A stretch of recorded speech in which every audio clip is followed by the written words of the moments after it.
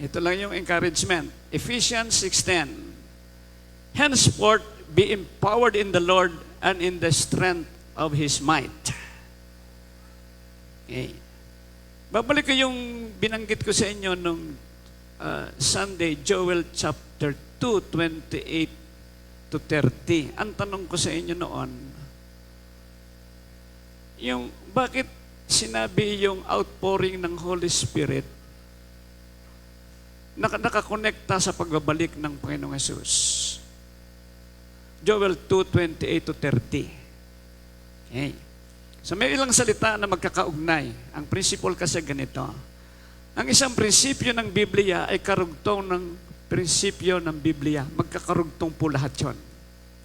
So sa Joel chapter 2 verse 28, buksan po niyo mabilis sa inyong Bible. In the last days I will pour my spirit. Ang picture, para madaling intindihin, sapagkat ang Biblia ay gumagamit ng object, ng action, at saka ng purpose, ang pinakamagandang magagamit nating picture dito sa katagang pour ay yung pagbuhos ng tubig sa isang malaking waterfalls. Ngayon, yun ang sinasabing, I will pour my spirit. Ang pinakamaliit na larawan niyan ay yung binubuhusan ka ng langis simula sa isang pitsil. Binubuhusan ka sa ulo. Pero ang isang malawak na pananaw dyan ay isang malaking waterfalls. Yun ang pouring out. Ngayon, pumunta ka sa ilalim noon, itutulak ka ng pwersa noon, pailalim sa tubig. Yun ang baptism ng Holy Spirit. Kasi tinutukol sa chapter 2, I will pour out my spirit, ibubuhos ang espiritu, parang malaking waterfalls, dadalhin ka niyan sa malalim na bahagi ng tubig. Yun ang baptism, sapagkat pag sinabing baptism ay immersion, pagtubog. Ngayon, yun ang sinabi ni Lucas sa chapter 3 verse 16. He will baptize you, si Jesus, will baptize you in spirit and in fire. Sa espiritu at sa apoy. Itutubog ka niya sa espiritu at sa apoy. Doon ka ilulubog.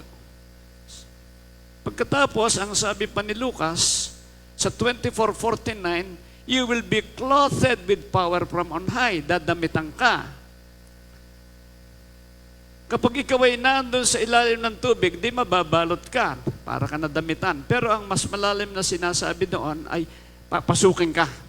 You will be penetrated within and all parts of your life. Sapagkat ikaw ay papasukin ito, mapupuno ka. So you will be filled with the Holy Spirit. Pouring of the Spirit, immersion in the Spirit, clothing in the Spirit, or interpenetrated with the Spirit, and filled with the Holy Spirit. At kung mangyari yon, mararanasan mo yung paglakad sa Espiritu, walking with the Spirit, at mahahayag sa iyo yung kapangyarihan ng Diyos manifested through the 9 gifts at yung character ni Christ manifested through the 9 fruits of the Spirit. 9 fruits of the Spirit, 9 gifts of the Spirit, normally yung mangyayari sa iyo, mahahayag sa iyo, kapag ikaw ay napupuspos ng banal na Espiritu. Lahat ng iyong sinabi ko, pouring, immersion, interpenetrating, or clothing, filled, and walking with the Spirit, magkakaugnay lahat yan. Ngayon, anong connection nito sa pagbabalik ng Panginoong Hesus? Kinakailangan kang magkaroon ng kalakasan na nanggagaling sa Diyos sa magitan ng kapuspusan ng banal na Espiritu. Upang maihanda mo ang iyong sarili na nabubuhay, na nagmamahal sa Diyos ng higit sa lahat, sa katapatan at kadalisayan, sapagkat ito ang tatlong kailangan ng isang bride na pakakasalan ayon sa Revelation chapter 2 and 7, na hinihingi ng Diyos sa 7 churches, pero ibinibigay niya ang lahat ng ito. At para maranasan mo na patuloy, kailangan mong nabubuhay sa kapangyarihan ng banal na Espiritu. Isa pa, kailangan mo ang kapangyarihang ito upang matagalan mo at hindi mo iwanan ang Panginoong Hesus sa panahon na ating dinadanas ngayon at dadanasin pa, the tribulation and the great tribulation period. Sabi ng isang pastor, hindi itinakda ang mga Kristiyano sa kapahamakan. Tanong, bakit ipinapatay ng Diyos ang 12 alagad? Ang iba'y nakapako sa krus ng hubad-hubad, ang iba'y nakapako ng patiwarik, ang iba'y sinunog. Distraction nila ang kanilang katawan yun eh. Bakit first century church, ang daming namatay na Kristiyano? Pinapatay ni Nero. Bakit nung panahon ng Reformation, ang daming pinatay na Kristiyano? Bakit ngayon ang daming pinapatay na Kristiyano kung hindi tayo itinalaga sa destruction? Maliwanag ang Biblia, there are those destined to martyrdom, there are those who are not destined to martyrdom.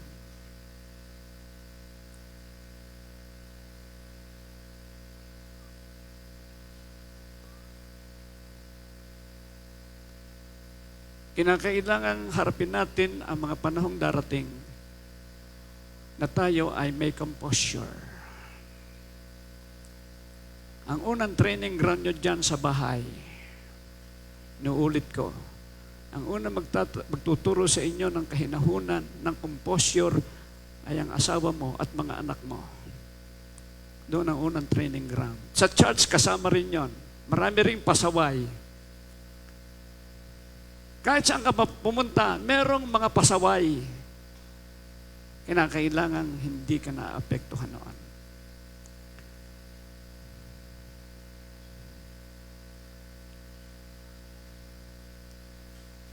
At ang sabi pa ni Apostol Pablo, maliwanag ang sabi niya, be empowered in the Lord in the strength of His mind. You must live with the power of God these days, every day of your life.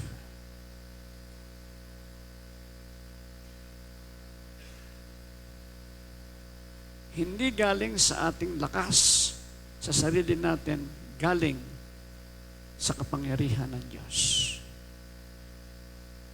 At kung tayo'y lumalakad sa kapangyarihan iyan ng Diyos, mararanasan nyo na napakadali pala ng buhay Kristiyano. Kasi sa lahat ng pagkakataon at sa bawat pagkakataon ng buhay mo, pwede kang kumuha sa Diyos. At sa bawat panahon ng buhay mo na maintindahan mo, yun pala'y prayer. Tayo ay tinuruan ng systematic living, halimbawa prayer acts, adoration, confession, thanksgiving, supplication, ganun kalagi mananalangin. Nakaprogram ang utak natin sa ganun.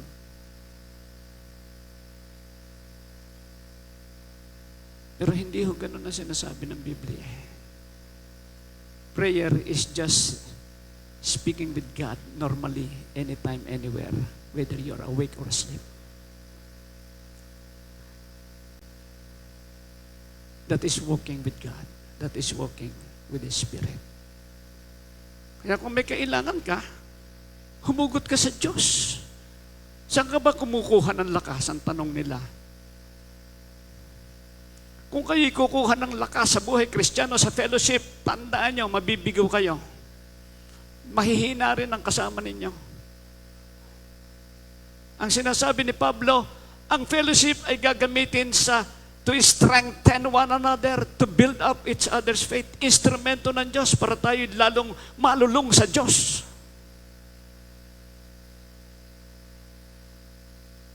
Yung fellowship, nagkakagulo yan eh. You cannot draw strength from the church. You can only draw your strength from the Lord. Ginagamit ng Diyos ang kapatiran, yes. Pero dapat tayong umabot sa punto na tayo mismo at ang Panginoon ang nag-uusap.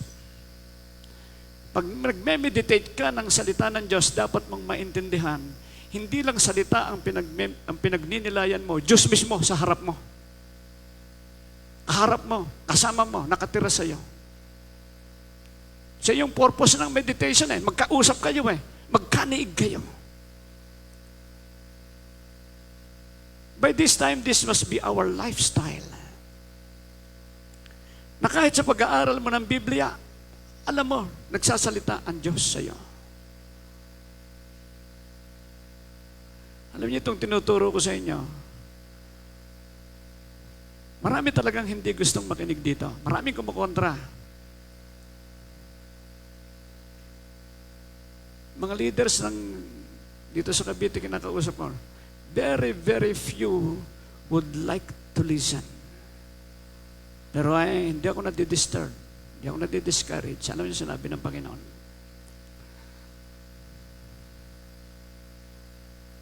I'll bring you to the ones whom I have prepared.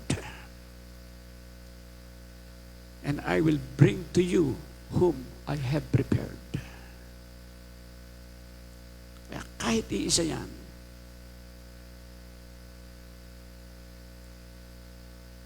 pinagtsatsagaan ko. Kung ayaw makinig, hindi ako nagtsitsaga. Ayaw na ba't mo pa pagtsitsagaan? Pero ito maliwanag sa Biblia, many are called, few are chosen. Why? Because few chose to be chosen. Why? Tandaan natin, yung relasyon ng Diyos sa tao ay isang tipan. May bahagi ang Diyos, may bahagi ang tao.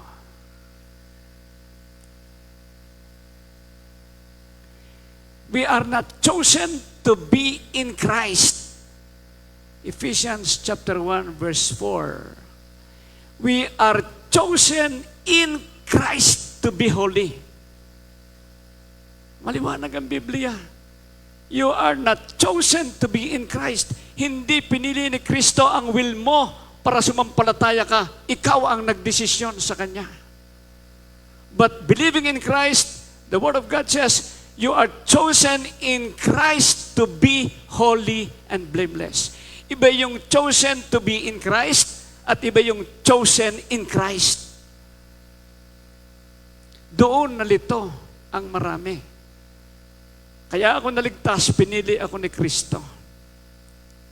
God is not willing that anybody should perish, but that all should come to repentance. God so loved the world that He gave His Son. That is love.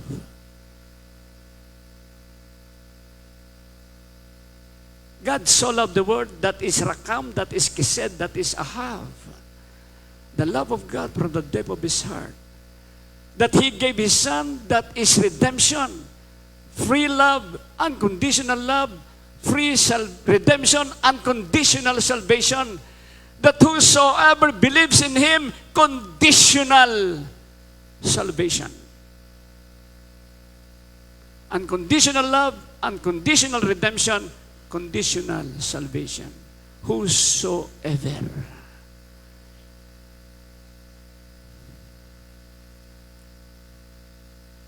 Ang ginawa ng iba, sa ayaw mo at sa gusto, sasampalataya ka kasi pinili kang manampalataya. Ang malaking tanong, paano hindi pinili? Ang sagot nila doon, who are you man to question God? But this creates an unfair and unjust God. God is holy, righteous, and just. He is loving, gracious, merciful, and kind. The perfect balance of His attributes, the masculine and the feminine side of God in the Hebraic concept. balanse ang Diyos. Tirirespeto ng Diyos ang desisyon mo. Kung ang tao ay mapapahamak, hindi Diyos ang pumili ng kanyang kapahamakan. Tao ang pumili. Kaya nga nung gawin ng tipan, naglagay ng batas. Kung susunod ka, blessed ka. Kung mag-disobey ka, curse ka. Choice mo yun eh. Pero yung curse, gagamitin pa rin ng Diyos sa iyong repentance para makabalik ka sa Diyos. Yun naman ang kagandahan sa Diyos. The Bible is a very balanced book. God is a balanced being. And you must interpret this from the perspective of the balanced attributes of God and His perfect nature. Because the Word of God is the very reflection of the very nature and attributes or characteristics of God. So when you read the Bible, you see who God is, you see His nature, you see His attributes. And you have to see Him as the perfect divine being.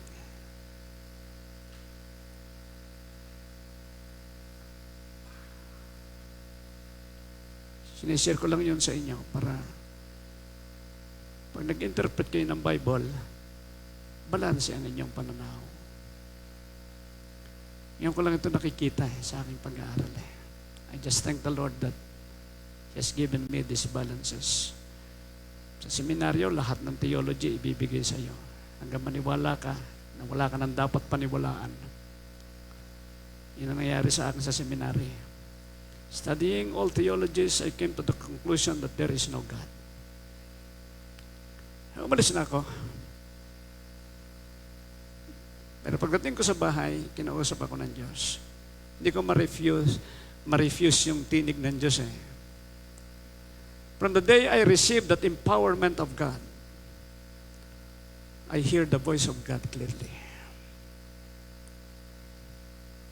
Kinausap ako ng Diyos. Sabi niya, ano ba yung buhay mo dati? Ano nangyari sa'yo? Sabi ko, nabago ho ako. Bakit ka nabago? So I said, Lord, I was changed because of you. Bumalik na uli ako sa seminaryo. Yun ho ang mahirap eh, pagka sa dami ng napasaksak sa utak mo, hindi mo na mabalanse ang conclusion na wala na talagang Diyos. But God has a way of catching us up. Yan, ito yung sinasabi ko sa inyo. I was born 1973. 1980, I received the baptism and the fullness of the Holy Spirit. Hindi ko ito pinagmamalaki. On the day I was born, I was baptized in the Spirit. I heard clearly the voice of God.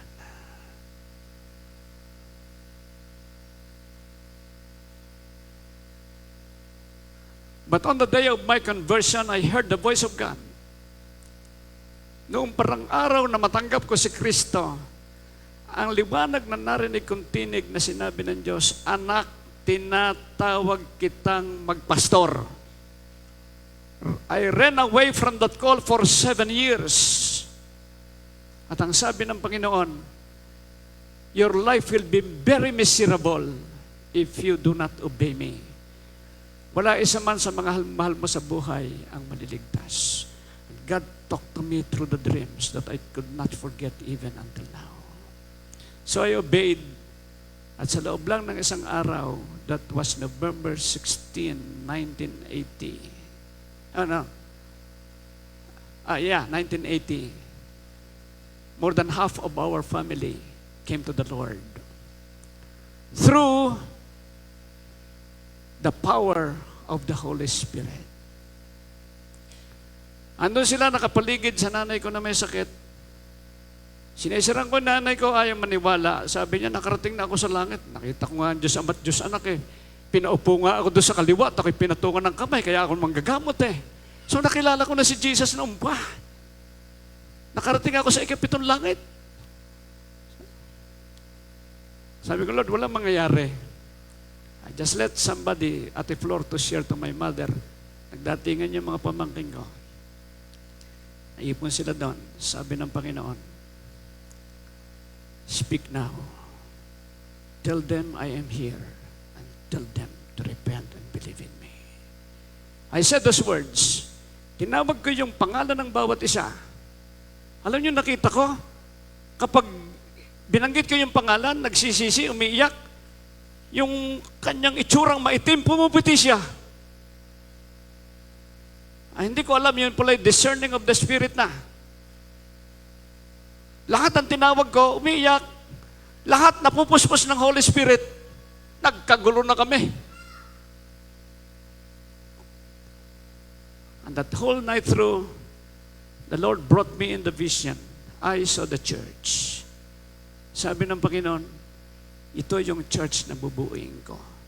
Which was prophesied, or that was prophesied way back 1974. That the church will be born in Alulod. Inulit yan 1 week before November 16. And on that night, I saw the vision of the church. Nakita ko rin yung dating bahay ng nanay ko, yung ikalawang pinagawa na sinira na Tinori. I saw in the vision that house.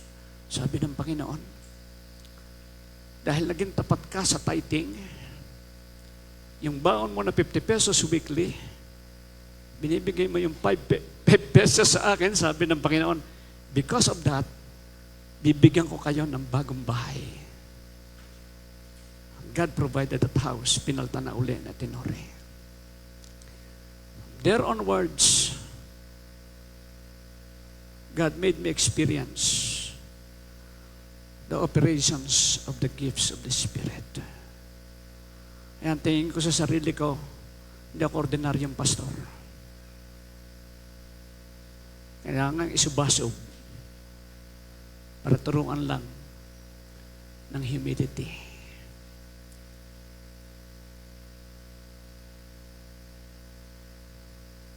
We encountered a lot of experience. We had a lot of experiences. May mga gabi, 12:00 ng gabi, gigisingin ka para lang mag-cast out ng demonyo sa isang barangay. Pero hindi ho ako nakaramdam ng pagod. Pulos saya.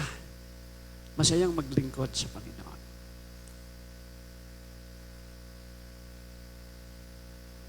Yan, dahil na nung araw, nilalakad ko yan.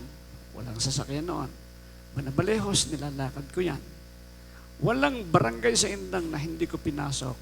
Namigay ako ng babasahin, bahay-bahay, Biblia at saka tracts. Hirap pa nung panahon na yon mag-share ng gospel.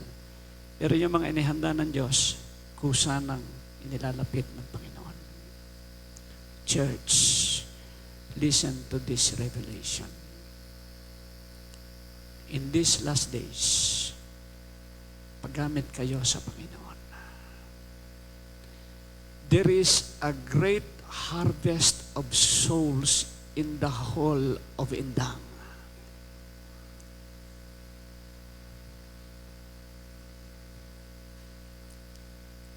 Napakaraming lalapit sa Panginoong Hesus dito sa buong bayan ng Indang, hindi lang dito, pati sa mga karating lugar.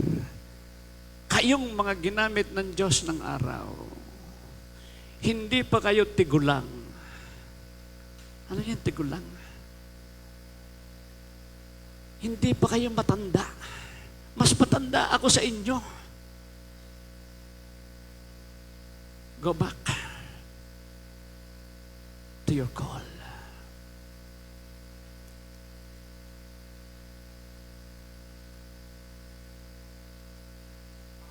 Share the gospel. Many are ready. Kahapon yung nasa kayang kumbukyo, pauwi. Simula sa palengke hanggang dito sa bahay. Nag-uusap kami, nagsisharing kami. Siniri niya yung mga problema niya.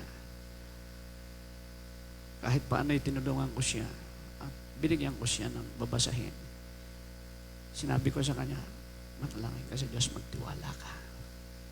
I hope someday he would come back and say, I accept the Lord Jesus Christ. Magpugulat kayo sa gagawin ng Diyos. And you will see signs, wonders, and miracles.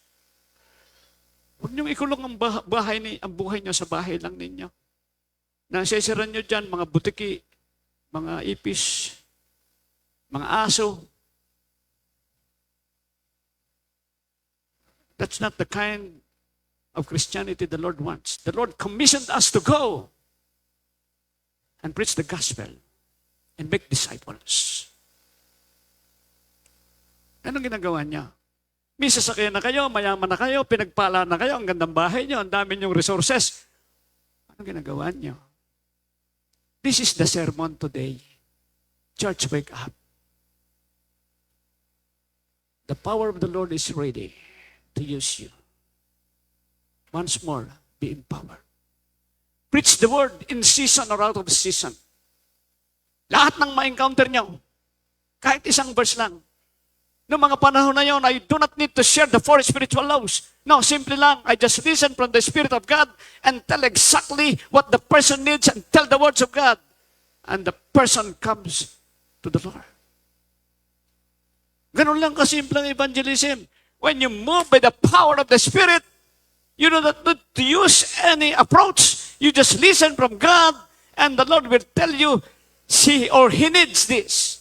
And tell what the Lord tells. And you will see the person with the tears flowing, opening the heart, and accepting the Lord Jesus Christ. At yung may sakit, ordinaryo lang ang himala ng kagalingan, mga kapatid. These signs shall follow them that believe. In my name they will cast out demons. They shall lay hands on the sick, and they will recover, and they will speak with new tongues. Why? Because speaking in tongues or praying in tongues is edifying yourself. Because when you pray in the Spirit, you pray in tongues, you build up, you strengthen, you empower yourself with the power of God. It's not by might, it's not by power, it's by the Spirit of God. And you have to walk this way these days. Or else you'll be deceived and overruled by the power of darkness. Kahit nga yung binabasa nyo sa cellphone nyo na yan, YouTube, Facebook, etc., ang dami diyang deceptions eh. Ang dami. But what does the Bible says? Say, when the Spirit of truth comes, He will guide you unto all truth. And the amazing thing is that you even see the heart of man.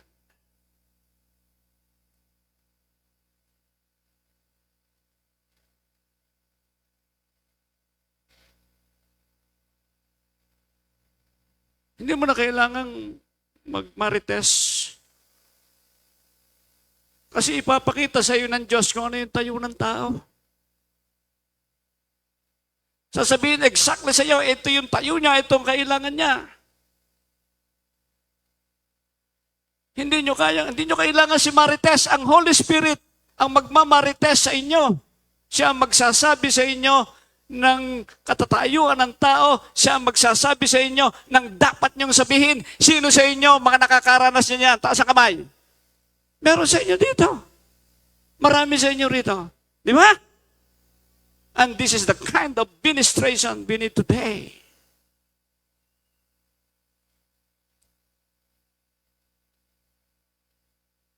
Church, wake up. Empower yourself with the power of the Holy Spirit.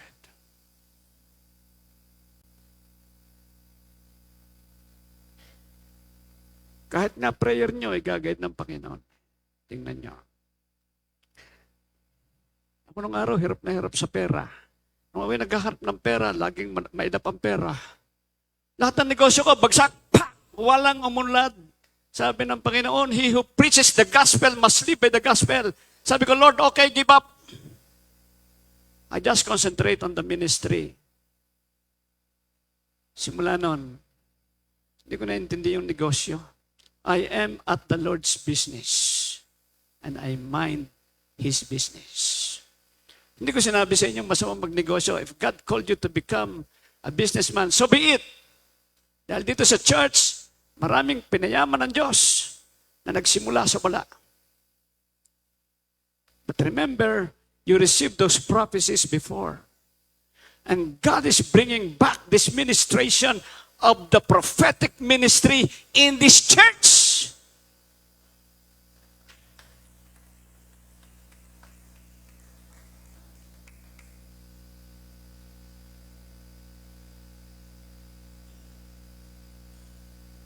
You can speak directly from God.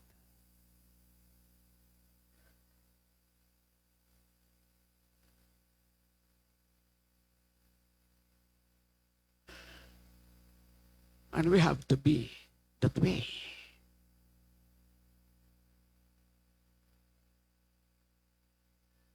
Because the Word of God says when the Spirit comes, He will guide you unto all truth. He will show you things to come. And because you see, you would be able to speak clearly the words of God. Ang problema, ito, meron sa inyo na nawala na yung pagkauhaw na yon sa masaganang tubig ng buhay. Hindi ko pinagmamalaki. When I heard somebody testifying about the move of the Holy Spirit or the move of the Lord through the Holy Spirit, I always say, Lord, please give me that. Nung sinabi nung kaklase ko sa ATS na ang kanyang kakilala ay nagkaasawa na ang Diyos ang nanligaw, sabi ko, Lord, gusto ko rin gawin mo sa akin.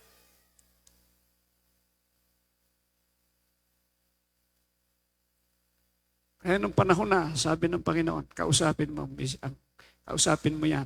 Siyang magiging asawa mo. Itanong mo kung ano sagot niya. Yun lang.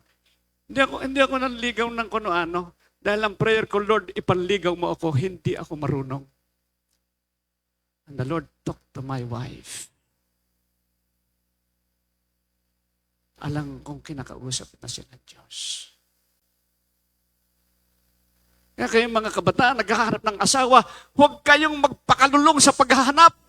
Hanapin nyo ang kalooban ng Diyos. Antayin nyo ang gusto ng Diyos. Hayaan nyo ang Diyos ang magsalita sa inyo at doon sa magiging kapartner nyo. Para hindi kayo semplang. Dahil pag nagkamali kayo, masasaktan lang kayo. Kung sabi ni Lord, hindi ka mag-aasawa, eunuch ka. Di sabihin mo yung amen. Marami ang sagot eh. Si Lord naman, huwag naman Lord, napakabiro mo naman eh. Di ba? Hindi ako papayag, Lord. Sabi naman ni Lord, sa ayaw mo sa gusto, mangyayari ito. Alala ko si Kuya Bet, sabi niya. Sabi ko sa kanya, Kuya Bet, hindi ka mag-aasawa. Sinagundahan naman ni Tenore. Nanligaw, hindi nakapag-asawa. Naging talagang blessed single life. Hanggang matanggap niya, ito pala talaga ang calling ko. Sabi ko, blessed be the name of the Lord. He became a great asset to the administrative aspect of the church. Church, do you need this empowerment?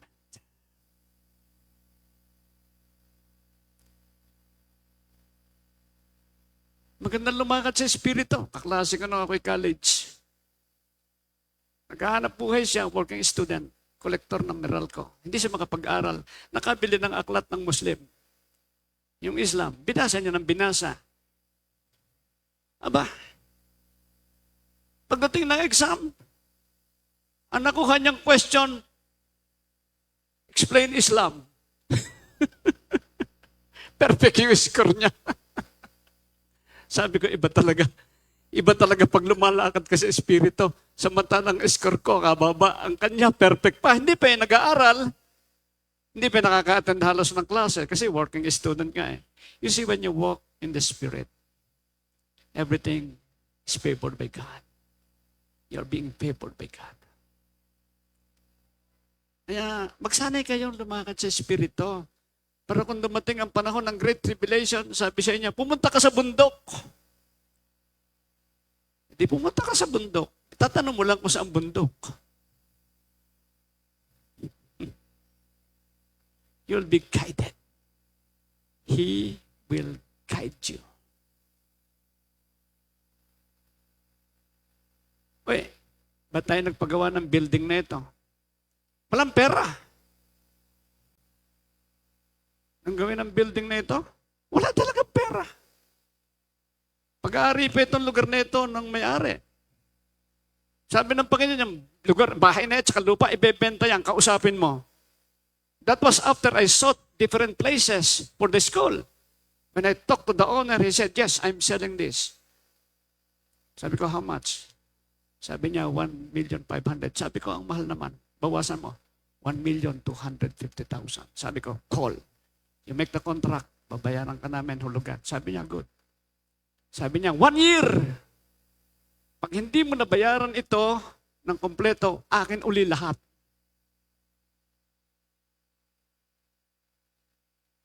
Sabi ko, deal. We made the challenge. The Lord gave the challenge. Ang unang sinabi ng Panginoon sa akin, that Sunday, get the offering plate. Niligay ko sa harap. I challenged the congregation. So I challenged the congregation. Pero sabi ng Panginoon, yung relos na suot mo, nabigay pa nung kapatiran galing sa abroad, ibigay mo sa offering plate. Si Kuya Romy po yung nagbigay, asawa ni Etelinda. Pagkabigay sa akin ng 1 linggo, ipina-offering plate ng Panginoon. I gave that. Nagsunuran ng marami.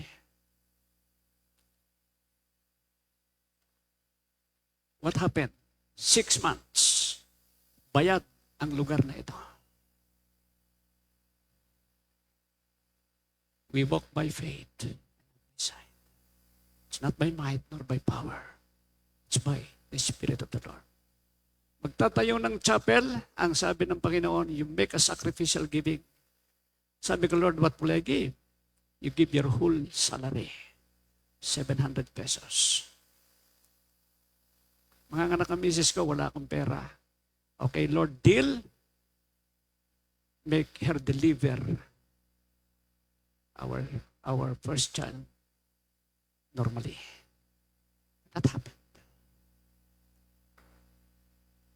When you walk with the Lord, He will never fail you.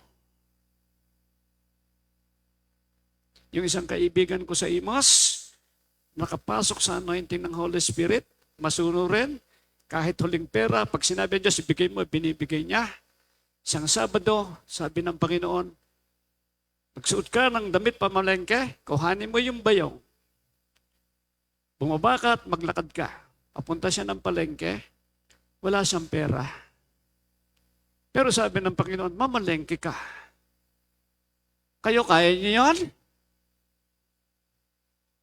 Pwede naman kayong gumaya doon sa mga nagpapalimo sa palengke, nangangalbit. Mga 50 hakbang niya, sabi ng Panginoon, ilagay mo ang kamay mo sa bulsa mo. Pinasok niya ang kanyang kaliwang kamay sa kanyang bulsa. Pagkapa niya sa loob, hawakan niya ay balumbon ng pera.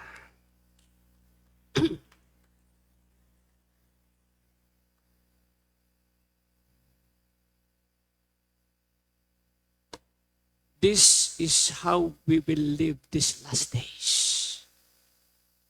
It's not by might nor by power, but by the Spirit of God. You will see signs, wonders, and miracles of God happening. You will live in prosperity in the times of crisis. If God has given you His Son, will He not also freely give you all things? You will walk in power. You will walk in miracles. Healing, that is just common when you flow in the power of the Holy Spirit. Church, more than what you had experienced before will be your experiences in these last days before the Lord comes, until He comes. You have to walk in the power of God, or else you fall away from God. He is able to keep you from falling and to present you blameless until He comes. He is able, and He enables you. Empower yourself with the power of God. That is the Holy Spirit. He dwells in you. He is with you. You can talk to Him anytime, anywhere. He reveals Christ to you. He reveals Himself to you. He reveals God the Father to you. Deep calls upon deep. If you long deeply for God, you will know God deeper.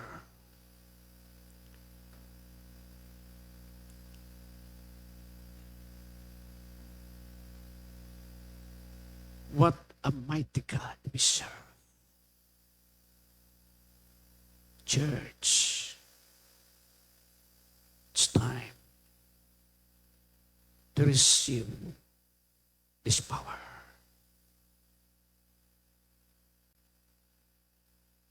In increasing manifestation. Church, are you willing?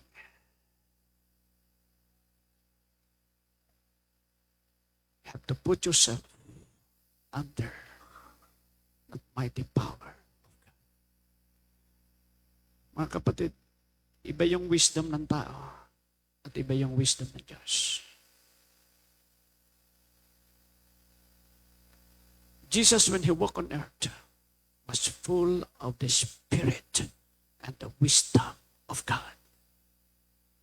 And this is how we must live these days.